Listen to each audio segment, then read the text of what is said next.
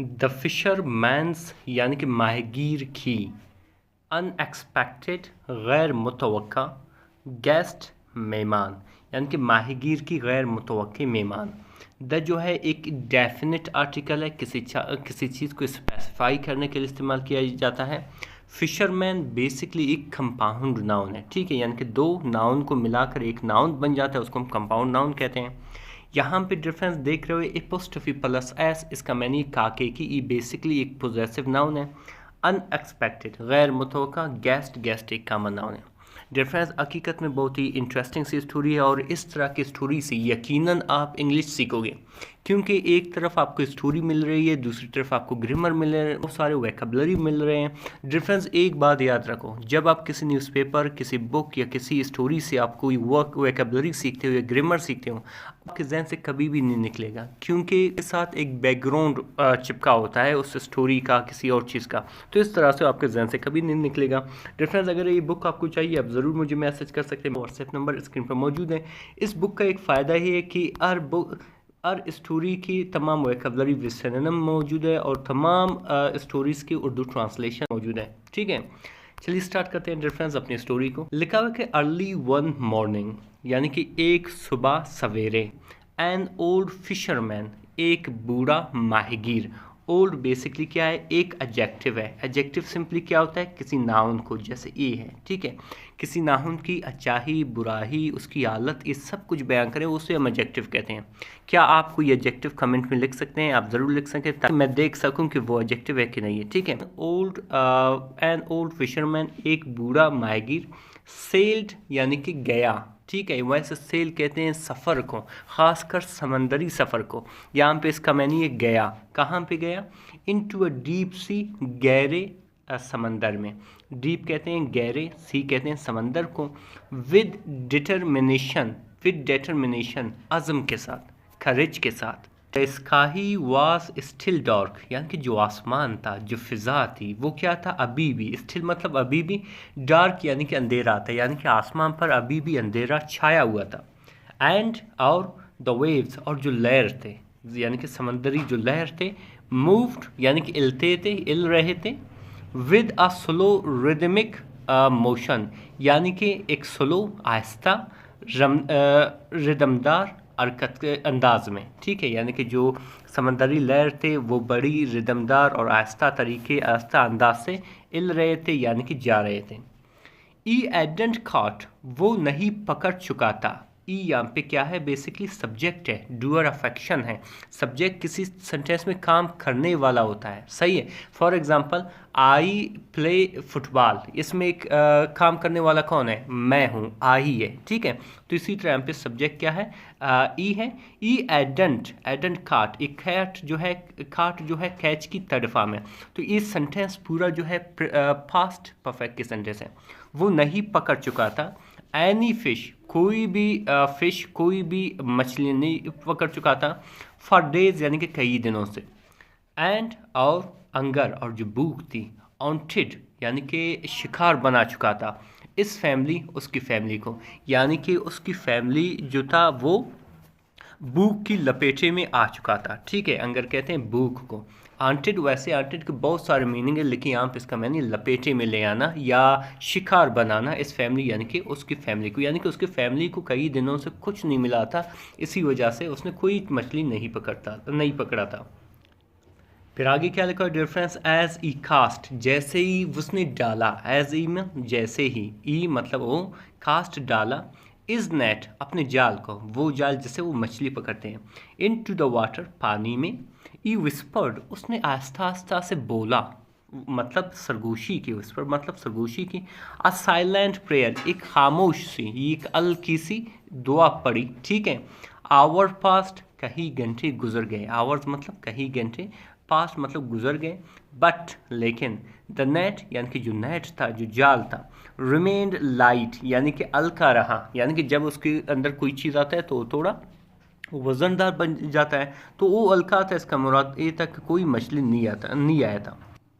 फिर आगे क्या लिखा कि जस्ट एज जैसे ही he was about to give up, जैसे ही वो हार मानने वाला था, गिव अप मतलब हार मानना, जैसे ही वो हार मानने वाला था, ही फेल्ट उसने महसूस की, ही फील की सेकेंड फॉर्म है, महसूस की, अ सडन एक अचानक टग झटका महसूस किया जाल में, विद एफर्ट यानी कि काफ़ी कोशिश से, ई पुल्ड उसने खींचा, पुल मतलब खींचा, द नेट यानी कि उस जाल को बैक वापस, यानी कि उसने उस जाल को वापस खींचा, एक्सपेक्टिंग उम्मीद करते हुए, फिश यानी कि किसी मछली का उम्मीद करते हुए कि शायद वो जाल में फंसा है, बट लेकिन it had a small glowing creature, लेकिन इसमें क्या था, एल्ट मतलब पकड़ा था या रखता था, क्या, असमाल एक छोटा सा ग्लोइंग चमकता हुआ, क्रीचर मखलूक या जानवर।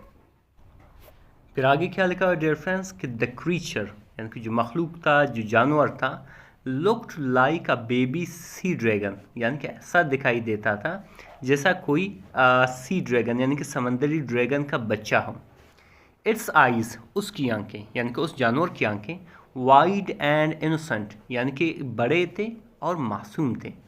इट शिवर्ड यानी कि ये क्या कर रहा था, ये शिवर कर रहा था, ये कांप रहा था, सही है, शिवर मतलब कांपना, जिसे हम क्वेवर भी कहते हैं। इन द कोल्ड एयर यानी कि सर्द हवा में। द फिशरमैन यानी कि जो माहीगीर था, दो हालांकि सरप्राइज्ड, हालांकि हैरान था, सरप्राइज मतलब हैरान होना, जिसे हम डम फाउंडेड भी कहते हैं, इमेज भी कहते हैं, एस्टोनिश्ड भी कहते हैं, वो हालांकि हैरान था, फेल्ट महसूस की, अ वेव ऑफ कंपैशन यानी कि हमदर्दी की एक लहर महसूस की उस छोटे जानवर के लिए। इंस्टेड ऑफ फेयर बजाय डर के, इंस्टेड ऑफ मीन बजाय या फेयर कहते हैं डर को, ई फेल्ट उसने महसूस की, द नीड टू हेल्प यानी कि मदद करने की ज़रूरत को उसने महसूस की, नीड मतलब ज़रूरत और हेल्प कहते हैं मदद को।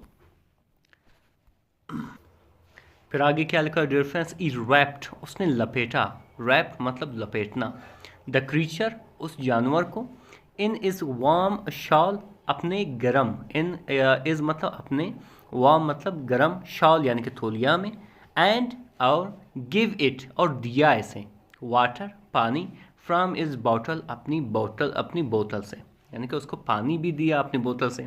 द क्रीचर यानी कि जो जानवर था, मखलूक था, ब्लिंक्ड आंखें झपकाई, ब्लिंक मतलब आंखें झपकाई, स्लोली यानी कि आहिस्ता आहिस्ता, आहिस्ता आहिस्ता से। डिफरेंस यहाँ पे स्लोली क्या है, एक एडवर्ब है, एडवर्ब सिंपली क्या होता है कि कोई ऐसा वर्ड जो, कोई ऐसा वर्ड जो किसी सेंटेंस में किसी वर्ब को, किसी एडवर्ब को, किसी एडजेक्टिव को मॉडिफाई करता है, हमें उसका तरीका बताता है कि ये काम किस तरीके से हुआ है। जैसे यहाँ पे ब्लिंक है, हमें यहाँ पे बताया कि झपकाई, आंखें झपकाई, लेकिन किस तरीके से, ये हमें एडवर्ब बताता है, स्लोली बताता है, ठीक है, यानी कि उसने आस्ता आस्ता से आंखें झपकाई, एज इफ जैसे, अंडरस्टैंडिंग जैसे वो समझ रहे हो, ठीक है। देन फिर, विद अ सॉफ्ट यानी कि हल्की सी गुनगुनाहट के साथ, हल्की सी आवाज़ के साथ, इट वैनिश्ड ये गायब हो गया, वैनिश मतलब गायब होना, जिसे हम डिसअपियर भी कहते हैं। कहाँ गायब हो गया, इनटू थिन एयर यानी कि हल्की सी हवा में गायब हो गया, leaving behind a shiny blue stone यानी कि अपने पीछे छोड़ते हुए, लीविंग मतलब छोड़ते हुए, बिहाइंड मतलब अपने पीछे, अ शाइनी एक चमकदार, ब्लू स्टोन सबज रंग का पत्थर अपने पीछे छोड़ गया। फिर आगे क्या लिखा हो कि द मोमेंट यानी कि वो लम्हा, the stone touched is hand यानी कि जैसे ही वो लम्हा, जैसे ही उसके हाथ जो है छू गए या हाथ लगाया उस स्टोन को, द सी जो समंदर था, चेंज्ड बदल गया, फिश यानी कि जो मछलियाँ थे, बिगेन शुरू किया, जंपिंग यानी कि जो समंदरी मछलियाँ थी वो छलांग लगाना शुरू कर दिया, ऑल अराउंड इज बोट यानी कि उसके बोट के करीब, ठीक है, उसके कश्ती के करीब, इज नेट उसकी जो जाल था, फिल्ड भर गया, क्विकली बड़ी जल्दी से, क्विकली यहाँ पे भी एडवर्ब है, विद द बिगेस्ट कैच यानी कि सबसे बड़े शिकार के साथ, यानी कि उसने बहुत बहुत बड़ा उसने शिकार कर दिया, ई एड एवर सीन यानी कि वो कभी इस तरह नहीं देख चुका था इससे पहले, यानी कि वो उस, यानी कि उसने कभी ऐसा नहीं देख चुका था। ई स्टार्टेड उसने शुरू, ई स्टीयर्ड उसने घूरा या देखा गौर से, एट द स्टोन उस पत्थर पर, इन अमेजमेंट हैरत से, यानी कि सारा जो है उस पत्थर का कमाल है। फिर आगे क्या लिखा कि वैन जब, ई रिटर्न जब वो वापस आया, टू द विलेज गाँव में, एवरीवन अरहेक, ये जो है इनडेफिनेट प्रोनाउन है, अरहेक गैदर्ड जमा हुए, टू सी इज़ ऑल उसके शिकार के लिए, यानी कि उसने बहुत सारे मछली पकड़ते तो उनको देखने के लिए वहाँ पे आए। बट लेकिन द फिशरमैन यानी कि जो माहीगीर थी, डिंट मैंशन जिक्र ही नहीं किया, द सी क्रीचर उस समंदरी मखलूक का। Didn't mention basically past indefinite के नेगेटिव सेंटेंस है।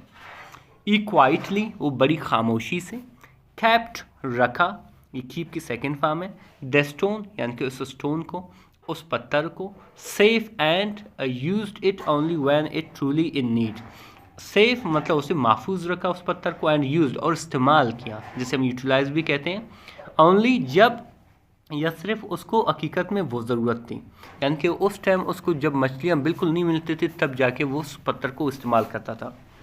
ईयर पास्ट यानी कि साल गुजर गए, एंड और द फिशर मैंस काइंडनेस और जो माहीगीर थी उसकी जो हमदर्दी थी, जो अच्छाई थी, वॉज नेवर फॉरगॉटन कभी भी नहीं भूला गया। द विलेजर्स गाँव वाले या देहाती, सैड कहा, the sea respected those who acted with mercy, यानी कि जो समंदर था एहतराम किया, रिस्पेक्टेड मतलब एहतराम किया, दोज यानी कि उन लोगों का, हु एक्टेड जिन्होंने अमल किया, विद मर्सी रहम करम के साथ, एंड और टू दिस डे और आज तक, दे स्पीक वो बोलते हैं, of the day the sea sent an expected guest to a kind man. Speak यानी कि वो अभी भी बोलते हैं या अभी भी बात करते हैं, ऑफ द डे उस दिन का, द सी यानी कि समंदर जो था, बेजा सेंट मतलब बेजा, एन अनएक्सपेक्टेड गेस्ट यानी कि एक गैर मुतवक्का गेस्ट को, मेहमान को, टू अ काइंड मैन एक मेहरबान शख्स से। डिफरेंस बहुत ही इंटरेस्टिंग सी स्टोरी थी, इसमें यकीनन हमने बहुत सारी इंग्लिश की वोकैबुलरी सीखी, बहुत सारे ग्रामर सीखी,